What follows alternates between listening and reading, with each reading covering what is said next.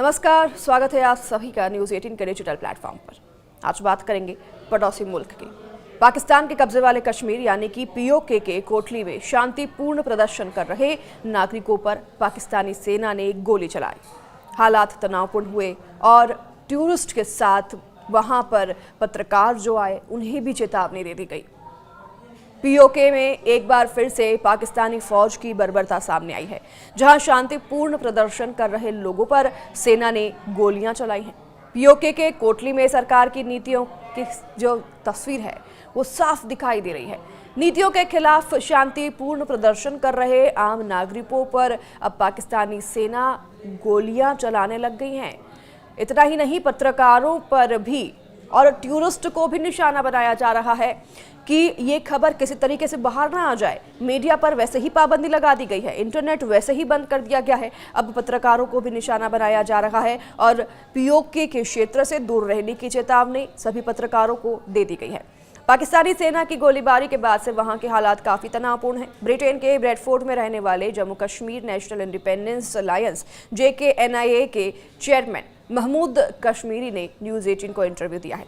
इस दौरान उन्होंने पीओके में चल रहे कत्लेआम पर बड़ा पर्दा हटाया है। बता दें कि पीओके में पाकिस्तान विरोधी प्रदर्शन तेज हो गए हैं और महमूद ने पाकिस्तान सरकार पर गंभीर आरोप लगाए हैं।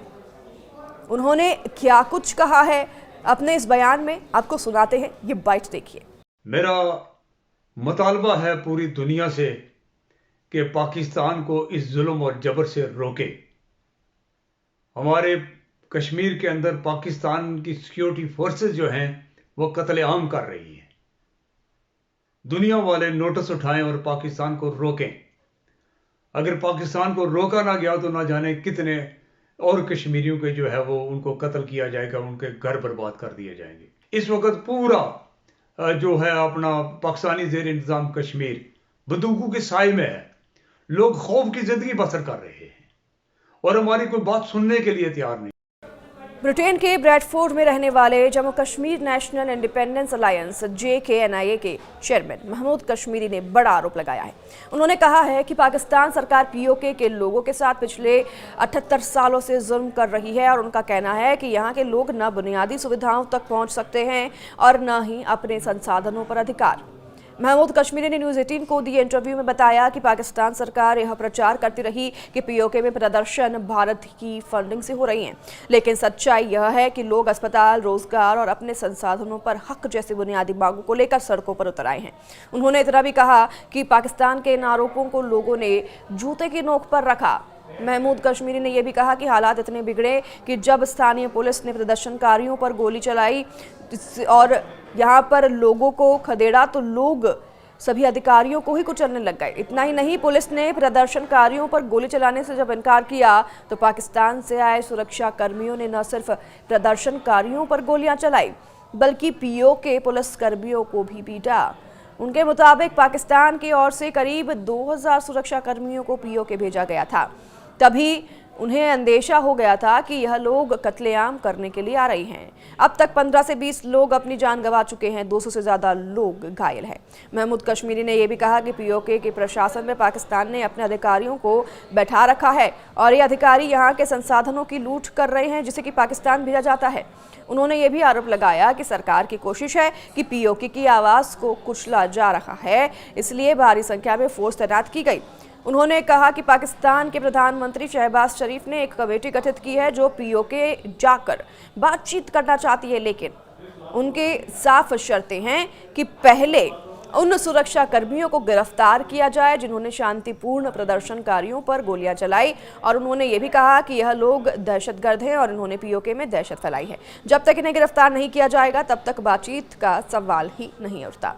तो पाकिस्तान संसद में भी आवाज़ दबाई जा रही है। महमूद कश्मीरी ने यह भी कहा कि पाकिस्तान के हुक्मरान हमेशा जम्मू कश्मीर की बात करते हैं लेकिन पीओके के लोगों पर हो रहे जुल्म पर चुप्पी साध लेते हैं। उन्होंने दावा किया कि सीनेट में भी इस मुद्दे के उठाने की कोशिश की गई लेकिन वहां किसी को बोलने तक नहीं दिया गया।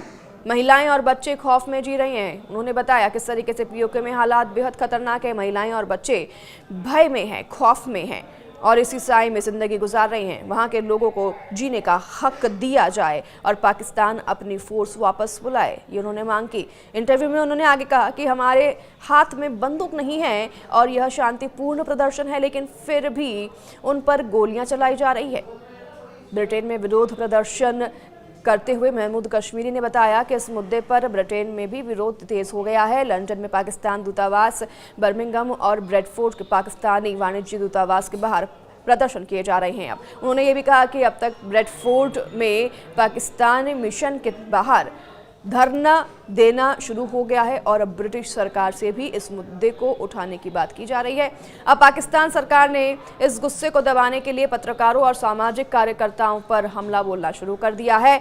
इस्लामाबाद प्रेस क्लब में उस समय भयावह दृश्य देखने को मिला जब पाकिस्तान पुलिस ने न सिर्फ पत्रकारों को कवरेज से रोका बल्कि प्रेस क्लब के अंदर घुसकर उन पर लाठीचार्ज किया। इस दौरान पीओके से आई एक तस्वीर भी आपको दिखा रहे हैं। पीओके से आए कई नागरिक कार्यकर्ता भी घायल हो गए हैं और सोशल मीडिया पर सामने आई तस्वीरों और वीडियो में पुलिस को प्रेस क्लब के अंदर तोड़फोड़ करते और पत्रकारों पर हमला करते भी देखा जा सकता है। पाकिस्तानी सुरक्षा एजेंसी लंबे समय से मानवाधिकार उल्लंघन के आरोपों से घिरी रही है, तो पीओके में सेना द्वारा की गई फायरिंग में अब तक कई लोग मारे जा चुके हैं। स्थानीय लोगों का आरोप है कि सेना ने न केवल प्रदर्शनकारियों को निशाना बना रखा है बल्कि उनकी आवाज उठाने वाले पत्रकारों और एक्टिविस्ट को भी डराने धमकाने की कोशिश की जा रही है। इस घटना के बाद पाकिस्तान मानवाधिकार आयोग HRCP ने कड़ी प्रतिक्रिया की है। आयोग ने कहा कि हम इस्लामाबाद प्रेस क्लब पर पुलिस के हमले और पत्रकारों की पिटाई की कड़ी निंदा करते हैं। यह अभिव्यक्ति की स्वतंत्रता पर सीधा हमला है। हम मांग करते हैं कि तत्काल जांच हो और जिम्मेदार लोगों को सजा दी जाए।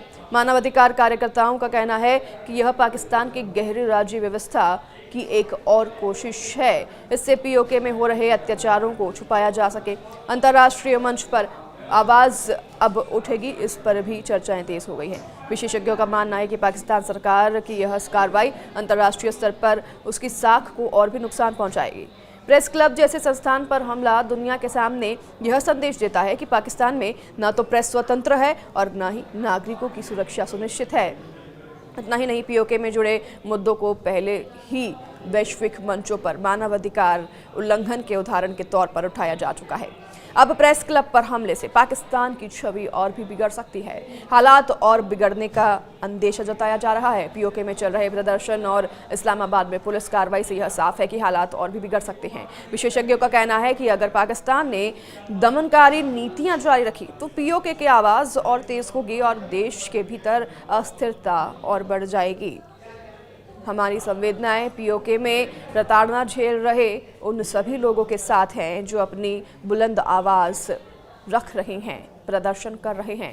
उम्मीद करते हैं जल्द ही स्थिति नियंत्रण हो और लोगों की जो मांगे हैं वो पूरी की जाए।